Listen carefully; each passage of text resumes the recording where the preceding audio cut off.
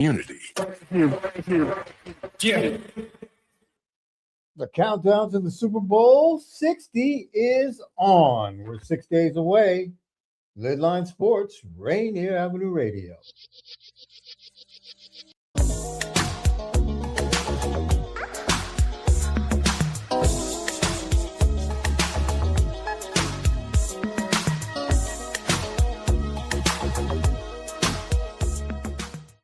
What's happening, everybody? Welcome to LidLine Sports right here on Rainier Avenue Radio. I'm Pep. My man MC is with me. And Mr. O, who has deserted us. He is now a Californian in Sacktown, right? Are you there yet? Hey, I'm a little mad. I'm a little upset right now that I'm out the studio, y'all want to go in color coordinated match. Nobody didn't want to tell me that we were wearing lime green and Seahawks today, man. Right. Yeah, listen. That sounds like a personal problem, man, because you know it's Seahawk week. I'm not even wearing Seahawks. I got Sounders and Sonics. I got Seahawk on. I'm wearing Seahawk. Hey, I'm It's so tucked in one of sorry. these boxes. I laid out my clothes for the week like we was back in school. I took over the whole couch, and my wife was like, "What are you doing?" I said, "Well, I got this Seahawk outfits for every day this week for work." Yep. So Well, how's things? it's been great, man. So I go in the Bay for work, and I try to bring it up to my girlfriend. My mama was like, "Man, I should walk in to work on my first day wearing my Seahawks jersey," and they both was like, "No, do not do that." So as soon as I walked in, I told a couple people where I was from, and man, one thing I do love about San Francisco and their fan base, they ride hard for their teams. As soon as I said Seattle, man, it was, oh man, y'all in the Super Bowl, y'all beat up on us, man. Like it was just nothing but hate coming from their way, man. But I loved it though. I loved it. All right, cool. Well, we got breaking news. We Uh-oh. got to get to this real quick. The Mariners made a move. They made a trade and acquired all-star second baseman Brendan Donovan from the St. Louis Cardinals. So Donovan is brought here. He was primarily a second baseman for St. Louis, but he can play shortstop, second, and third base. And guess what? That's where he will be. He will be our new third baseman. I'm projecting anyway. So he will bat leadoff as well. He's got a very good leadoff percentage. He gets on base about 35% of the time. So this was probably a good, solid move. The Mariners gave up switch pitching prospect Gerangelo Sinjay and outfield prospect Ty Pete to the Cardinals. And unfortunately, we lost Ben Williamson to the Tampa Bay Rays as he is moved to there. So did you hear about this today at all, or is this your first time hearing it? Oh, No, I heard it. I got the notification, and I know Brendan Donovan was a player that the Mariners had liked all off season. yes, they've been And coveting him for a while. yeah, and so I heard, I think like a week or two ago, that they were starting to begin traction on a move for Brendan Donovan again. And look, we knew that coming into this offseason, the Mariners were not going to be home run hitters in the offseason. They were looking for singles. They weren't going to push the payroll. The home run they made was bringing back Josh Naylor. Um, the pitching staff will be intact. They brought in a reliever. And look, they brought a guy who's going to get on base. And that's really pivotal for the Mariners, especially at leadoff, even though we all do agree. We all agree. We want Julio pushed back further into that lineup so he can bring in runs. So I like it. A 290 hitter, like I said, not power. I know he had some injuries last year, but look, this is a team that was one game away from the World Series. We weren't going to make a splash, and we all know the MO of the. What was that? I said 8 outs, away. Yeah, and we all know they didn't really need a home run hitter because you got Naylor, you got Cal, and you got Julio. So you got some already you're loaded with home runners. So basically, winning games, as we all seen, comes from the good teams we've seen, is getting on base and bringing them in. So when you get players like they just got, you're making a move towards getting better. Meaning you need to get more batters on base and not worry so much as the home run hitters, because you got them with Naylor, Cal, and Julio. And then some of the other players will get home runs every now and then, but we want them to get hits. We want them to get on base. So when those big hitters come up, pow, you're not getting 1 run, 2 run, you're getting 3, 4 runs. And can we expect that our pitching roster will be better performers than they did last season? Because even though as far as we got, we didn't really get the pitching that we normally get. Right. Yeah. So hopefully, if we can get the pitching performance to improve, we should run away with the American League West. I mean, if our pitching is good and Donovan's good and Cal and and the usual suspects can do their thing, I think we'll be all right. And I like the fact that Cade Anderson, the rookie that we drafted last season or last June, the 3rd overall pick, who was the MVP of the College World Series last year and was dominant lefty. He's invited to spring training as a non-roster player, so that's a good thing. I was glad to see that. Mm-hmm. And so, if he could be just like Skeens. He could be like Scooble. They don't really need too much minor league seasoning. They're already ready. Didn't they bring up a young player last season? Didn't they bring up Williamson and Cole Young? Yeah, Cole. Yeah. Cole Young's going to be our second baseman. He played very, very well last Cole season. Young's going to be our second baseman. Okay, so that's why a new draft will be slide over to 3rd. Yes. Okay. And who's the pitcher that we just lost to injury? Oh, I missed that one. Yeah, he was one of the other younger pitchers. He got some few starts. I can't think of his name. I'll find that out by the break. No, not Emerson Hancock. There's another one. But just like you guys also said too, there's young guys who are going to get chances, and we have one of the best farms in baseball. So use them instead of the other farms who likes to trade away their farm. I'm glad the Mariners like to give their farm a chance. Remember, we also didn't have Victor Robles for much of last year. He's a good hitter. Yeah, right. We lost him for months. Yes. Yeah. So hopefully the injury bug won't hurt us, and we still made it to the American League Championship Series, and we had a chance to win. So hopefully, with improved pitching, more consistency from the players that were hurt last year, and of course now the addition of a bona fide leadoff hitter, things are, should be looking up for us. Mariners did so well, and then now look at the Seahawks in the Super Bowl, and then we can get the Mariners back on track for this next year. Man, this could be one heck of a year for us. Mm-hmm. You guys see Eugenio? Yeah, Reds. He went to Cincinnati, back to where he started, because he was with the Reds before he came here. So, he's been here twice. Now he's going back to Cincinnati. I'm glad he got it. I'm glad he got his money. Yeah, 1 year, $15 million. So, it's not exorbitant, but good enough for him, I guess. Mm-hmm. And look, who knows? Who knows what could happen, because the trade deadline happens, and if Cincinnati's not doing anything and we need a DH, bam, here it is. We know the Mariners are going to be aggressive at the deadline. That's their MO. Yeah, and he's always welcome back here. Good vibes and all that. Oh, yeah. I'm going to sidetrack here for a second. Oh, have you heard of the Unrivaled basketball?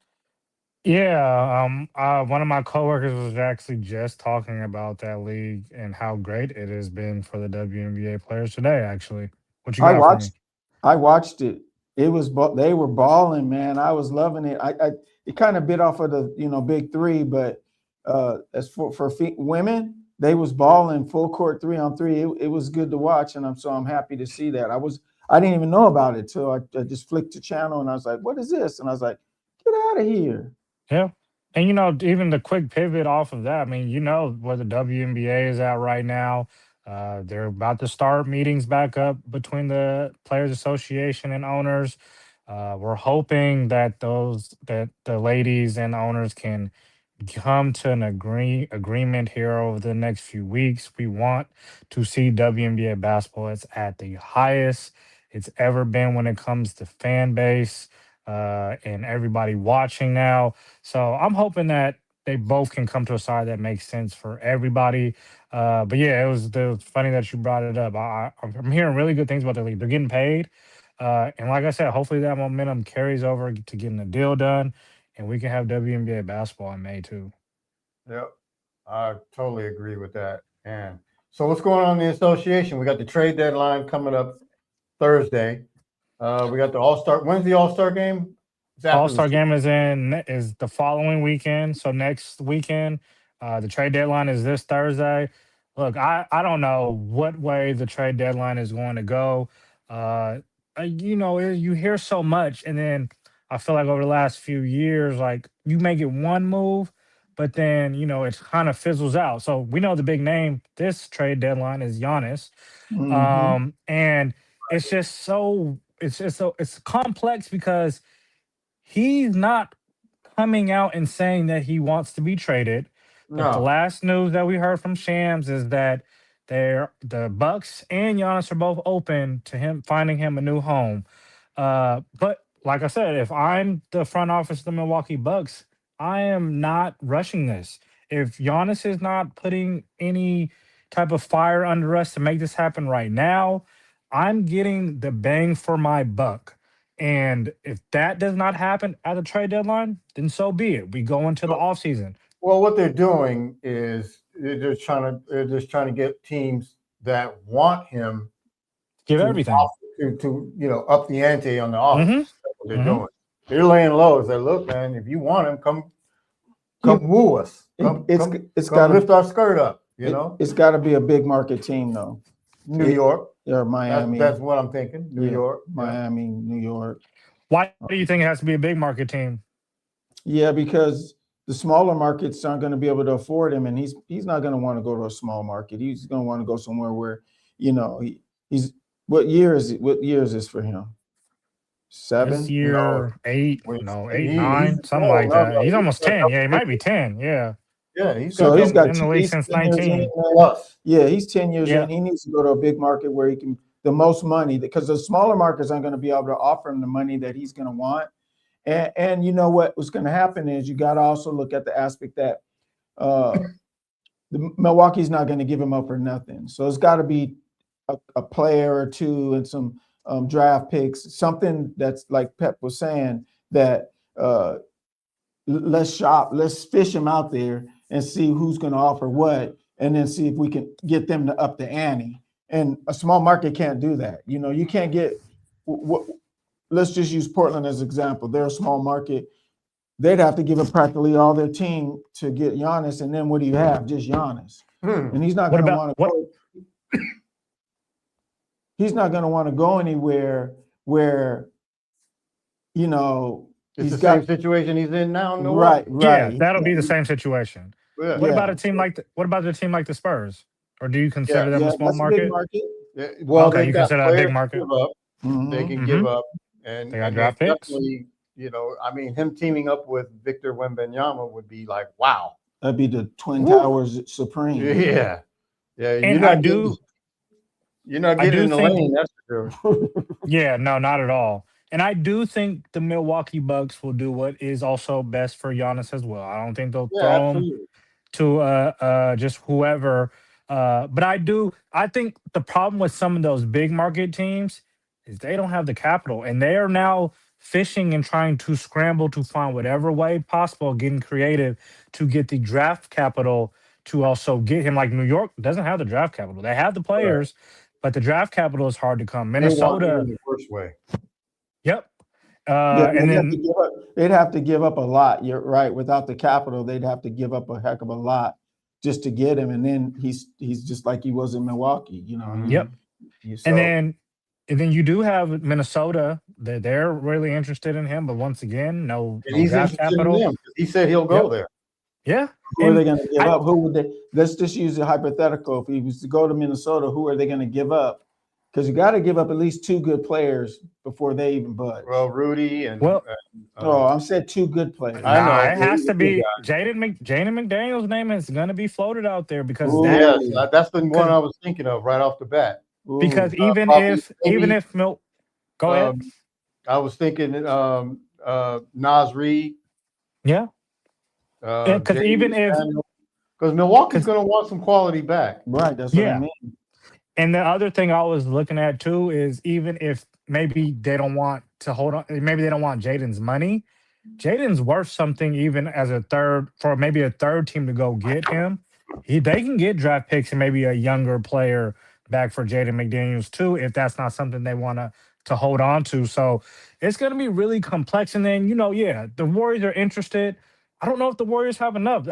If we're going to big teams, I like who has the best package right now would probably be the Miami Heat. And that's Tyler Hero, the Khalil Ware, the backup big. They have draft picks. They have Andrew Wiggins.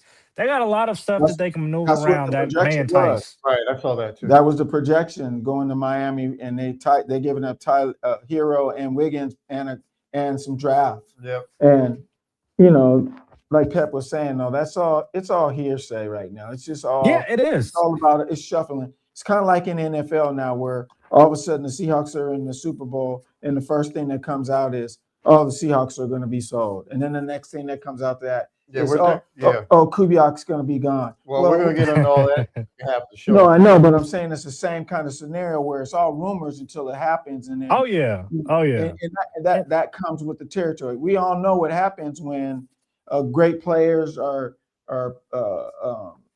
teams want somebody. They'll do what they have to do to get him. So around this time in the NBA, everybody's an insider. Everybody has some type of traction on what's going on, and it's just nobody has anything until something happens. Exactly. Well, what happened last year? Remember the big surprise?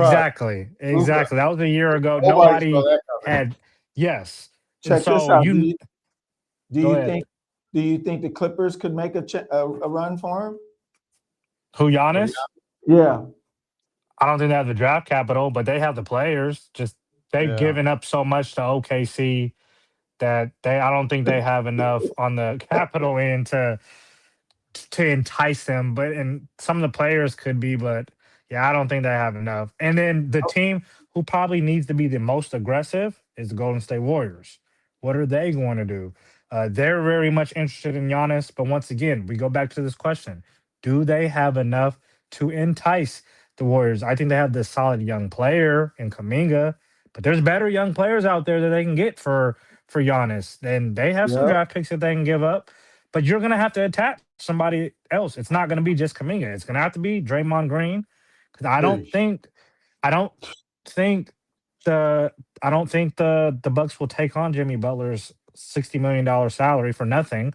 They'd have to find a third team to move on from that. And I just don't know. But the Warriors are probably, in my opinion, the team that has to be the most desperate. They got 2 players who are on the back end of their careers, and they owe it all to Steph Curry. They owe it all to try to compete every year possible while he's in the Warriors jersey.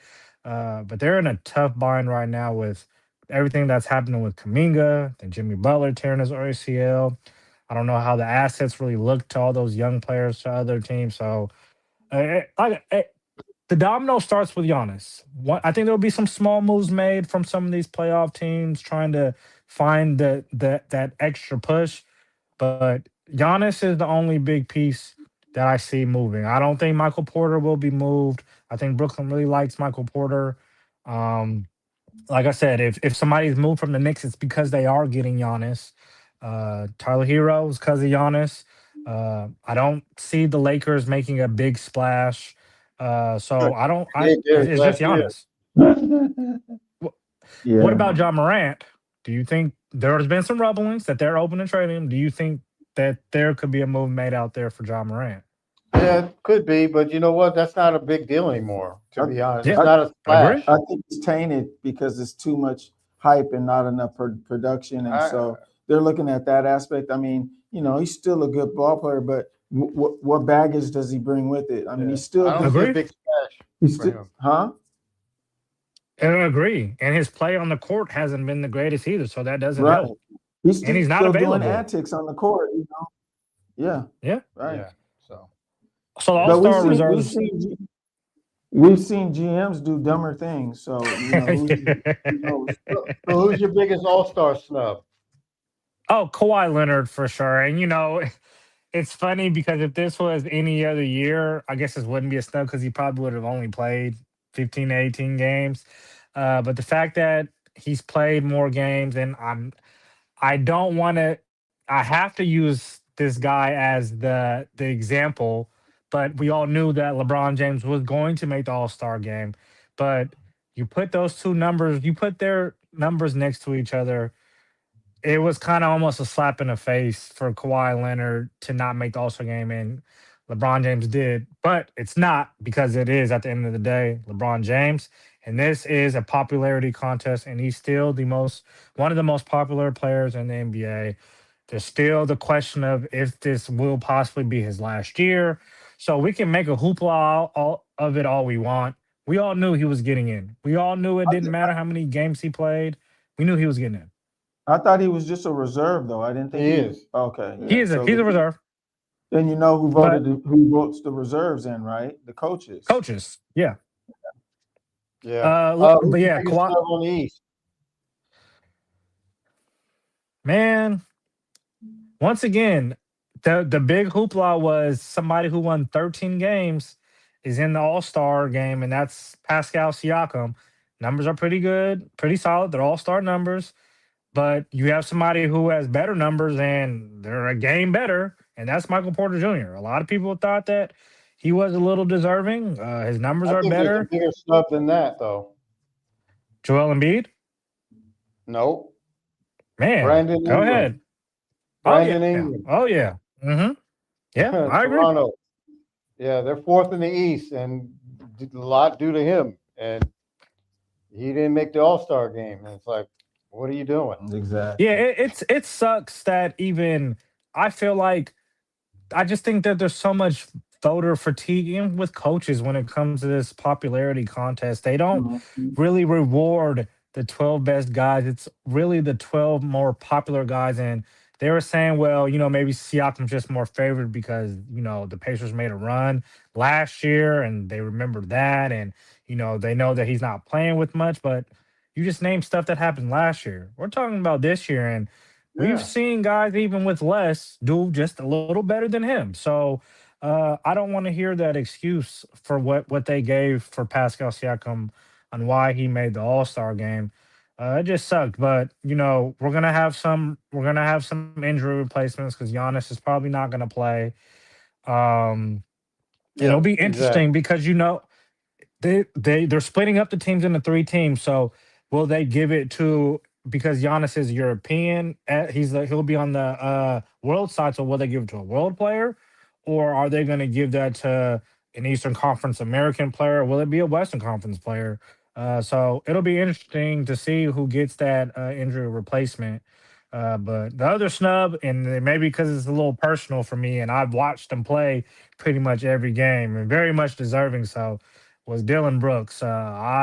He is playing really good basketball, and I think when Charles Barkley even made a campaign for him to be an All-Star last week, he turned his game up even another level and got Western Conference Player of the Week for last week. Yep. I thought that what he's doing for the Phoenix 40 Suns the other night, didn't he? Yeah. And then Cooper Flag had 49 last week. Yep. Yeah. So, but it's going to be interesting. It's going to be interesting Wednesday and Thursday. We all know trade deadline ends at 3 p.m. Eastern time. But I will have definitely all the trades for you guys next Monday for sure. Yeah, sounds good, man. Let me say this real quick before we take a break. Everybody, the Winter Olympics ceremony starts on Friday. Yeah. It's going to be a big thing here, the Winter Olympics. My family in Germany is already texting me and sending me messages. Nice. And so, Yeah, I say go USA, they say go Germany, and we kind of go at it. Nothing wrong with that. Crazy thing about it was Lindsey Vonn was out there practicing and had to be airlifted off of the course because she crashed. And it's like, wow, she's one of the top skiers for the USA women. So, but hopefully, what's your guys' favorite Winter Olympic event?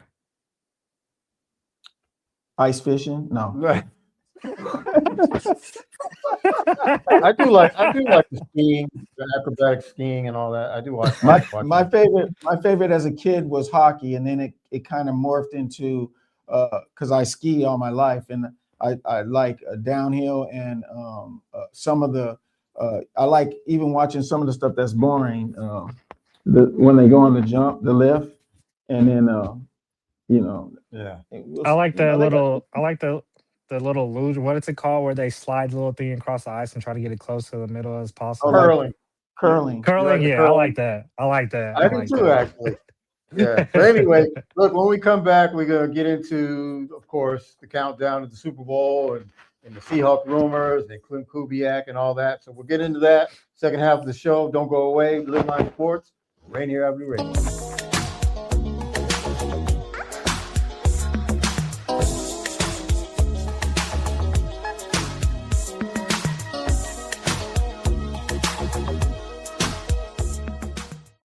This is Rainier Avenue Radio .world.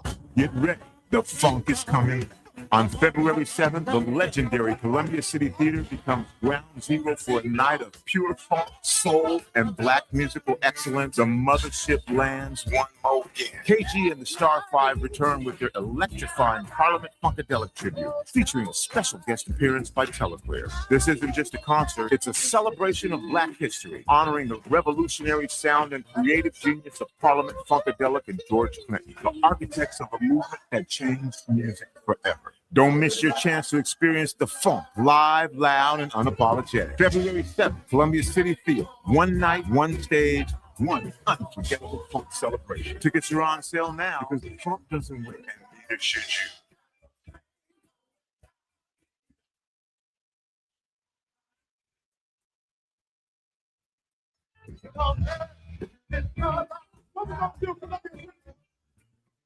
What's up, everyone? It's your girl, Queen Bree, inviting you to come join me on Clean Greens Living. Broadcasted Tuesdays, 12:30 p.m. Pacific Standard Time, live right here on Rainier Avenue Radio. On Clean Greens Living, we talk farming, community, and ways to being healthy. So come join me and let's discuss ways to create a healthier you and a healthier community. Greetings. This is your host, DJ Neftali, Rainier Avenue Radio .world. The best DJ in the Seattle area. You can catch me every Monday at 8 p.m. on YouTube. Like I said, this is DJ Neftali, the best reggae in Seattle, Washington, the best radio station, Rainier Avenue Radio .world. Mom, right? Atlantic Street Center has been serving the children, youth, and family for the Seattle-King County area since 1910. We partner with families and communities to raise healthy, successful children and youth through services including counseling, early learning, youth development, domestic violence, and education support for school-aged children. Committed to serving the African-American community, Atlantic Street Center provides services and support for all marginalized people. Learn more at AtlanticStreetCenter.org. Rainier Avenue Radio, your community radio station will provide you with more information. Rainier Avenue Radio.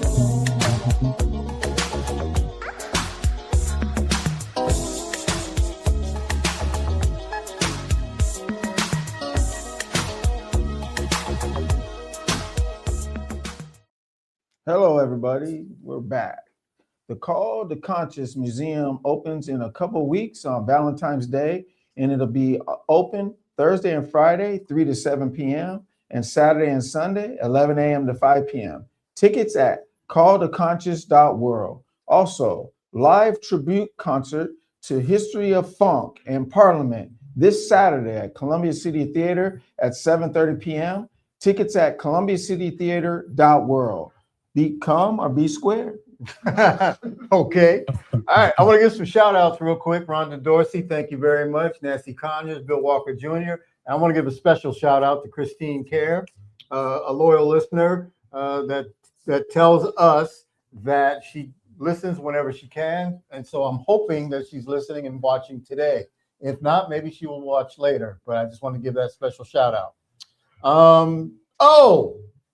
Are you ready for the Super Bowl, my brother? Man, I've been ready. I've been ready since last Sunday. Well, you're in enemy territory now, so I know. You have to keep your head on a swivel, right? I don't want to see you come on here next Monday all lumped up. Look, on Friday, I'm wearing my Seahawks jersey for Blue Friday, and Sunday, I'm rubbing it in everybody's faces after we win the Super Bowl out here. So where's the location where you work at? I mean, as far as the vicinity of the Bay Area. I'm in San Francisco. Okay. Mm-hmm. All right, cool. San Fran. Yep. All right, cool. Sounds good. So you're going to go to Warrior games now? Yeah, but I mean, look, I cannot be mad at being able to get a chance to watch basketball for sure, live basketball. But I definitely am looking forward to just being able to have more chances to see my sons on a more daily basis. I got Golden State and I got Sacramento Kings games that I can go to. So I'm definitely looking forward to that for sure, even though the Kings suck. All right, cool. Well, you know what? As I mentioned before, we got the countdown to the Super Bowl. 6 days, 5 days now, five and a half, whatever you want to call it. But first, let's address some things. We got some rumors going on. First of all, we've heard the last few days that the Seahawks are going to be sold after the Super Bowl. That was already contingent in the will, in the estate of Paul Allen, that it will be sold. So this is not necessarily new news. The news is actually probably leaked at an inopportune time for the organization itself. We don't know who actually did that, but there's always speculation, of course, that it came from somewhere back east. But it's always been a known fact that the Seahawks will be sold eventually. There's just been no timetable for that to happen. But as I've talked to MC about it before, probably now is as good a time as any because of the success rate of the Seahawks now being in the Super Bowl. Their value is probably as high as it's going to be for as far as we know for a while. So you know what? You might as well strike while the iron is hot. What do you think, MC? I think if they win the Super Bowl, their stock goes way up. If they lose, I'll ask everybody, my panel and of my trusted people here and people out in the TV land or whatever you want to call it, media land. When the Super Bowl's over, answer me one question. Do you hear about the losing team or the winning team? The winning team. And so if the Seahawks lose, that means that it's not going to, the stock isn't going to be that great. But if they win, it goes way up. Their stock is going to be good, but not as good as it could be if they win, because that's going to show that they're almost ready for a dynasty and they need to keep. And the owner, that intrigues owners. They're like, oh man, we could get this team and do this and do that. But yeah, that's also my take. Depends on the owners. If you get an owner like Jerry Jones, that's always going to be manipulative and interfering, then you ain't going nowhere. Well, you heard what Jody Allen said, though. She clearly made the statement. She read it pretty much verbatim, and I'm not going to say it verbatim, but she said this in a statement that she said the Seahawks and Seattle go hand in hand. So whoever they sell the team to has to, one, be from Seattle, and two, understand that you can't have one without the other, meaning in the clause, the Seahawks can be sold, but they can't be moved.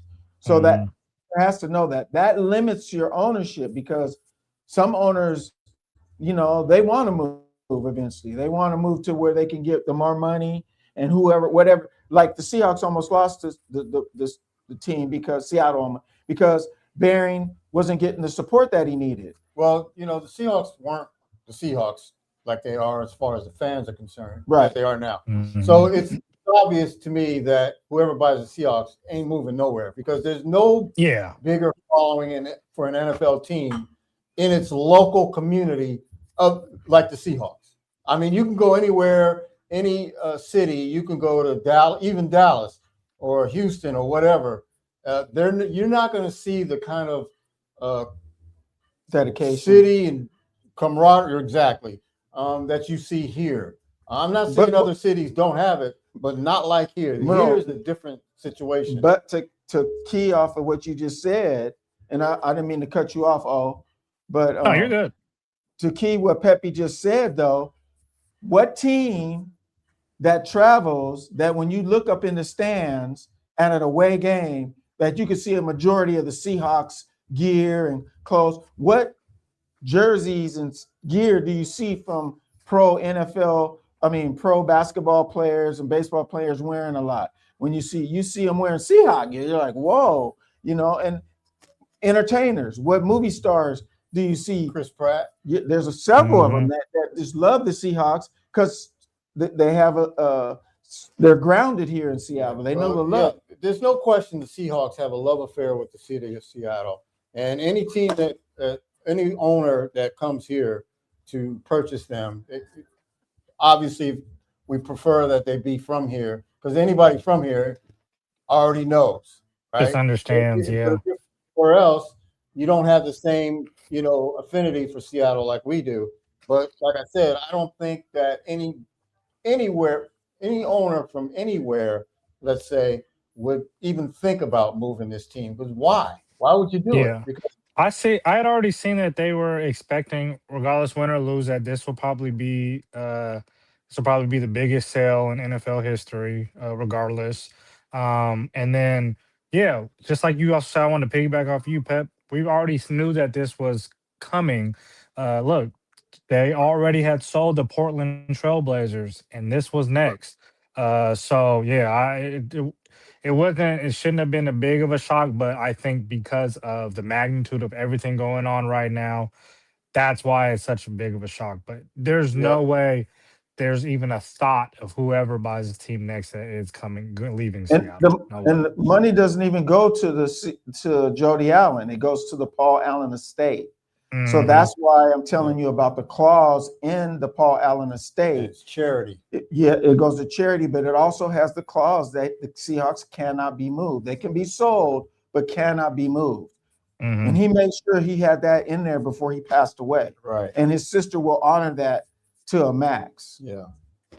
But right now, to me, that's a moot point because anybody that's going to come here or anybody that's going to buy it, they ain't moving the Seahawks anywhere. No. They are entrenched in Seattle. So the love affair is just too great. Let me ask you guys this, though. Did you know about – I was asking Pepe about this because how we all know when teams are good and they go to playoffs and Super Bowls, other teams pillage their coaches. Right. Okay. Yes, let's address Clint Kubiak. And so for it to come out now, I was asking Pepe, I was like, well, wait, what about the tampering rule? And then Pepe's thought was that he thought they relaxed it. Got rid of it or relaxed it. And I did some research after. I said, well, let me just research it. And so the NFL has not completely lifted restrictions on talking to coaches, but rather updated them to allow virtual interviews with assistants on other teams as early as the Monday following week 18, with strict rules on timing, waiting 3 days after a game, and in-person meetings often delayed until after the divisional rounds. So what they've done is they refined the rules so that coaches like Kubiak can be talked to, but nothing could be set in stone and concrete until actually after the Super Bowl. Right. Which is the case right now. Right. We all know that Kubiak is probably going to take the Raiders job, barring any unforeseen circumstances. My thought is I'm disappointed. Yes, I want him to do what he wants to do best for his family and his own well-being. And if he thinks he's ready to be a coach, so be it. But I think that he should take the route of Ben Johnson. Ben Johnson, year before last, was the hot coach. him and Mike McDonald.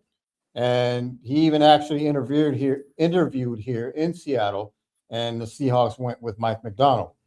I think that Kubiak probably should do the same. The reason being is, why would you want to take the Vegas Raiders job only to be fired within the next 2 or 3 years? Because that team needs a lot of seasoning and a lot of work. And the owner in the Raiders is not going to be patient enough to wait 4 and 5 years. He's going to want something done within the next 2 years. That's not possible with this franchise, the way it's made up right now. No, they don't have a quarterback. Yeah, they did.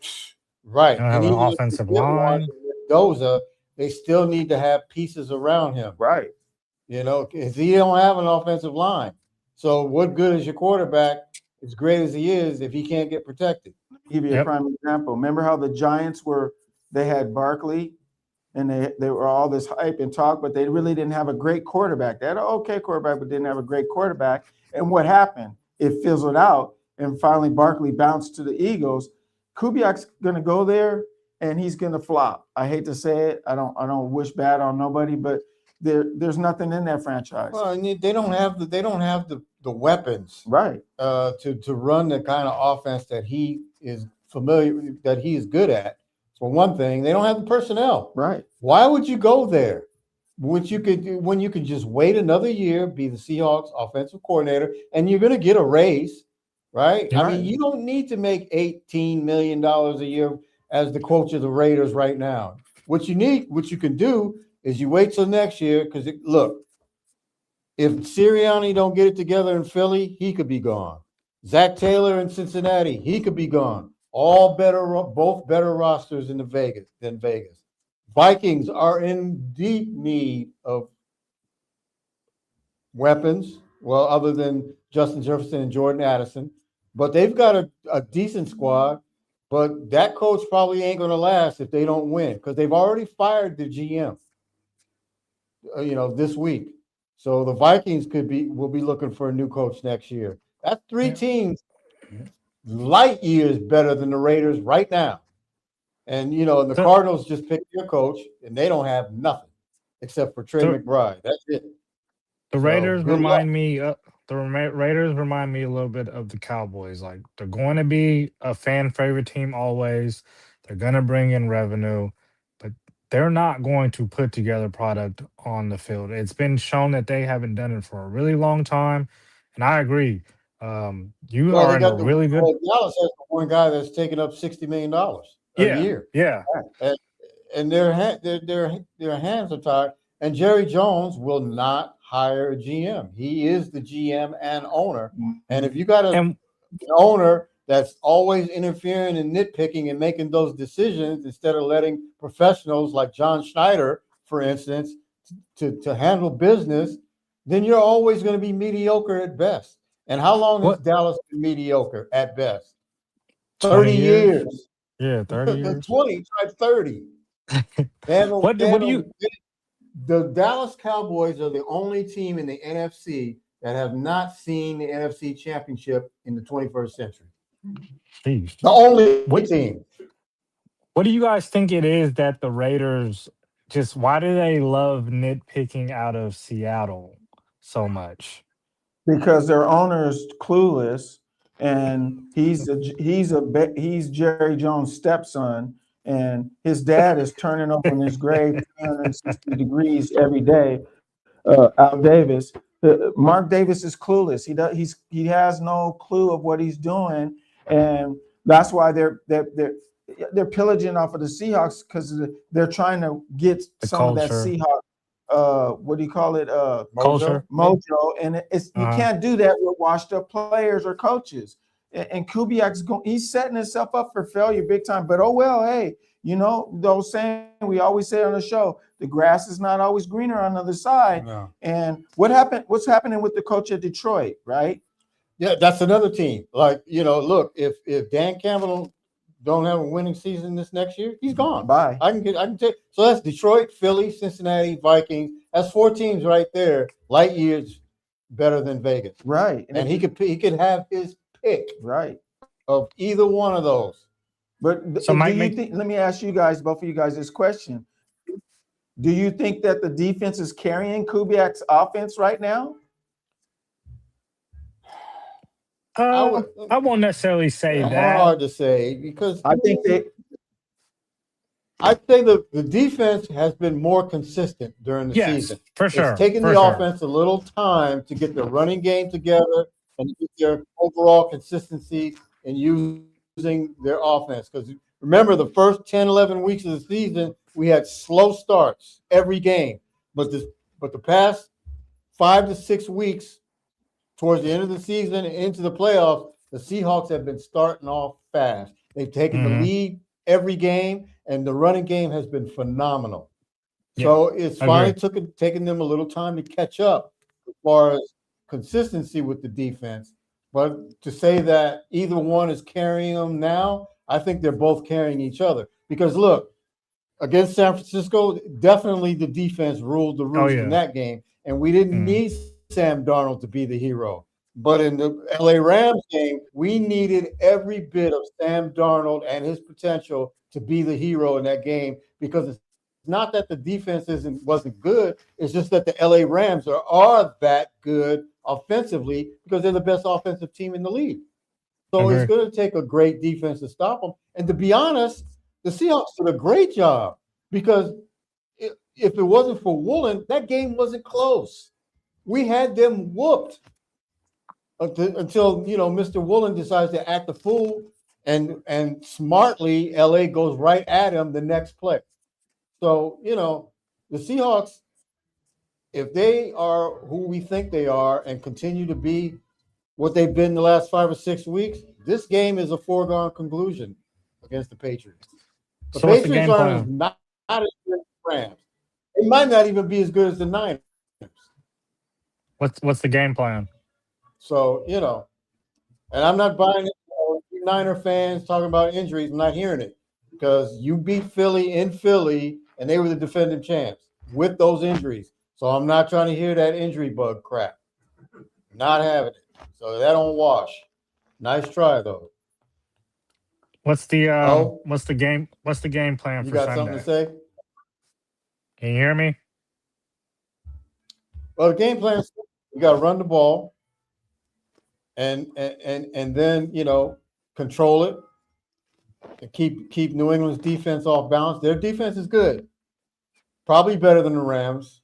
I'd say their defense is really good. But then again, the New England Patriots have not played the competition level that the Seahawks have, or just about most of the NFC, because their schedule at 4-13 last season was much to be desired.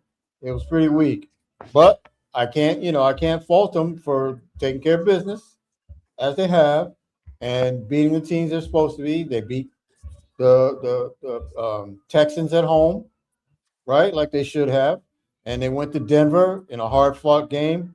Denver using their backup quarterback and snow and all that stuff, and the Patriots defense held solid and won the game fair and square. But Drake May has not been Superman. He's had 5 turnovers. So if the Seahawks play to their usual play the last 5 or 6 weeks, shouldn't be any problem. Yeah, I agree. For me, they have to continue doing what they've been doing to get here. That means defense played like they've been playing. Offense just managed the ball like they've been managing. And special teams, this game's a wash. Now, it won't be a wash if, per se, the offense starts slow, the defense plays well, and we get dismal play out of the special teams. But I think special teams I think this is gonna be a breakout game for a couple of special teams players. And I think Hulani and what's the other running back? Not K9, but the other Cam Akers. They're gonna step up. They're gonna step up to the plate, and they're gonna perform, and they're gonna be, what do you call it? They're gonna be oh my God, K9 is gonna be the feature but they're going to be his supporting cast. Well, they have to be, yeah. And that's all they need. That's all they need. And if they have that, Darnold can do what he's done to get here. Well, Darnold doesn't necessarily have to be the hero, but he's already shown us that he can be. So I'm leaning towards more of him being the kind of player he was versus San Francisco when we were in control, running game wise and defensively, where we didn't need Sam to make risky passes, turn the ball over. Look, take an occasional sack if you need to, because then you can just rely on your defense to do what they do and not turn the ball over. All he has to do is manage the game. That's the key thing. Manage the game. That's my key. We don't need to out-duel Matt Stafford again. Drake May ain't going to be that. So you don't need Sam Darnold unless it happens. But he knows it though. We don't need 350 yards from him. Sam Darnold knows it though. For weeks and weeks and weeks, right? And we had the doubters, so many doubters, and a lot of them had to eat crow. And now, if you're doubting Sam Darnold, you're not a doubter, you're a hater. Yep. And being a hater means you never liked him, you never will like him. And it's the same thing that people did with, I'll tell you a prime example. What was the quarterback for the Rams? Kurt Warner. And he hated Russell Wilson. And when Russell Wilson won the Super Bowl and took the Seahawks to the Super Bowl the second year in a row, he couldn't stand it. To this day, he still doesn't give Russell Wilson the credit that he should get. When Kurt Warner, how many Super Bowls did he win? One, two? One. Oh, two. Okay, he won two, but he still wasn't. He wasn't that great to me. He just was a manager. Manager. So I agree with you 100%. Darnold doesn't need to go out there thinking I need to control this game and be the hero. He just needs to be the manager, a high-priced manager. Yeah. He's already won a game for us. That Rams game, Sam Darnold. And listen, our defense even told you. The defense tells you after, during post game, say, look, thank you, Sam. You are the guy. Usually you hear offensive players saying Sam guy, but defensive players are the ones that are praising Sam because they know that they didn't have the best game as far as defensively is concerned, which they did have a pretty decent game if you think about it, because look who the Rams are, right? The Rams are a juggernaut of an offensive team, and we pretty much held them in check for the most part. But Sam Darnold won that game for us because he went toe-to-toe with Matthew Stafford, who to me right now, if you ask me, is the best quarterback in the NFL. He not only carried that game, though, he carried him in the Panthers. Yep. Darnold did. I'm saying Darnold. He carried the Seahawks in the Panther game too, So, hey, let's just get the game on and let's get it over with. So we can have the parade. Next 4 or 5 days, you're gonna hear all these little Malcolm Butler 100 times, picking off the pass and blah blah blah.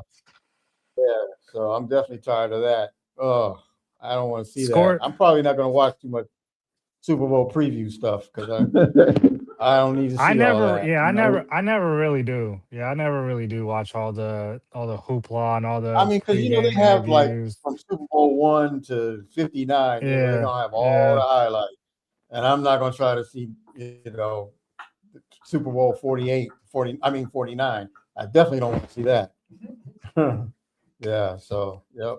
So yeah. But any score prediction? Oh yeah, I say Seahawks 27, Patriots 21. That's pretty long. That's a pretty big score for Patriots. Yeah. Okay. Oh, what you got? 24 to 17 or 21. One of those two.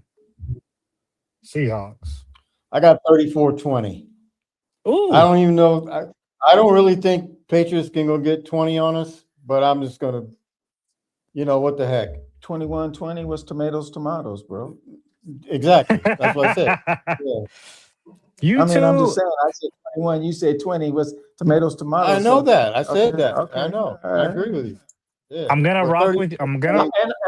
We should be able to handle them, take care of business. I'll say this caveat though: if the Seahawks play how they should play, it could be a lot closer to Otis's score, but the Seahawks would be a little bit higher. I'm gonna rock with you too, because you guys have been on it. Game. It could be. Yeah. So I don't know. I'm not thinking they're going to be a San Francisco blowout, but yeah. Hey, we miss you in the studio. Oh, we're glad that you made it safe. I want to send this out to everybody in Seattle, Washington. Let's stop the violence. Let's get more love. Let's get more peace. We got to have these kids that are being killed stop right now. So do what you can. Everybody spread love, spread peace, keep your faith. But we got to stop all this senseless killing. That's all I got to say. All right. So next Monday will be the aftermath of the hopefully planning of the Super Bowl parade. On behalf of myself, O, MC, Daniel, we out. We out. Go Hawks. Go Hawks.